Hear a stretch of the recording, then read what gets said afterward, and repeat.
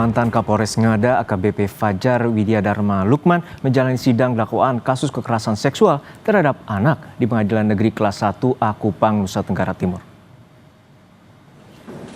Sidang berlangsung di ruang Cakra Pengadilan Negeri Kelas 1A Kupang. 3 hakim memimpin sidang yang digelar tertutup ini beragendakan pembacaan dakwaan. Fajar dijerat pasal berlapis Undang-Undang Nomor 23 Tahun 2002 tentang Perlindungan Anak, Undang-Undang Nomor 12 Tahun 2022 tentang kekerasan seksual dan Undang-Undang Nomor 11 Tahun 2008 tentang informasi dan transaksi elektronik. Selain Fajar, terdakwa Stefani Heidi Dokorehi yang menjadi atau membawa korban kepada Fajar juga menjalani sidang perdana hari ini. Sidang dilanjutkan 7 Juli mendatang dengan agenda eksepsi atau pembelaan dari terdakwa.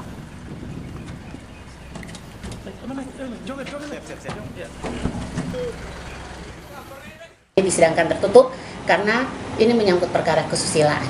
Kemudian juga saksi ini, korban ini kan banyak yang anak, sehingga tidak bisa diakses oleh media ataupun oleh orang umumnya. Mendengarkan eksepsi dari penasihat hukum terdakwa, sedangkan untuk terdakwa Fani, penasihat hukumnya tidak mengajukan eksepsi. Tetapi oleh karena perkara ini saksi-saksinya sama, sehingga persidangan untuk terdakwa Fani itu ditunda sampai dengan 21 Juli 2025. Nanti menunggu dulu eksepsi yang diajukan oleh terdakwa Fajar, sehingga nanti putusan selanjutnya seperti apa, sehingga pemeriksaan saksinya bisa bersamaan dilakukan oleh majelis hakim.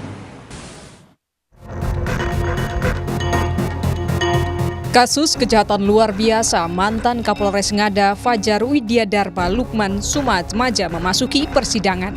Desakan hukuman mati terhadap mantan Kapolres Ngada mencuat dalam rapat gabungan di DPR 22 Mei 2025. Selain menuntut keadilan atas dugaan kekerasan seksual terhadap anak, juga dijerat pasal perdagangan orang lantaran video aksi kejinya dijual di situs pornografi.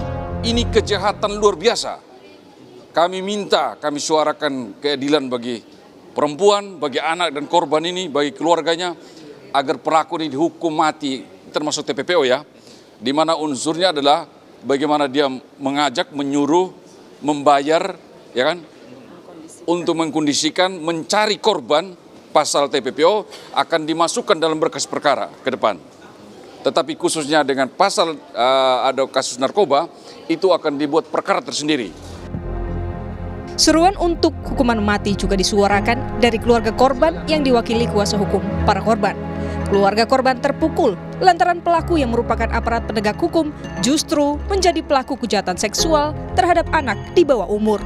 Karena pelakunya adalah aparat penegak hukum, seorang Kapolres yang mestinya melindungi tapi merusak anak-anak yang baru berusia 5 tahun, mengharapkan untuk menjatuhkan hukuman mati. Itu adalah suara korban. Jadi saya kira bahwa kita perlu menghargai suara korban, karena siapapun yang menjadi korban ataupun keluarga tentu tidak menerima situasi yang sangat menyakiti ini. Mantan Kapolres Ngada Fajar Widiadharma Lukman Sumatmaja dijerat dengan pasal perlindungan anak tentang pemerkosaan dan perbuatan cabul terhadap anak, serta Undang-Undang Informasi dan Transaksi Elektronik terkait penyebaran konten bermuatan kesusilaan. Tim Liputan Kompas TV.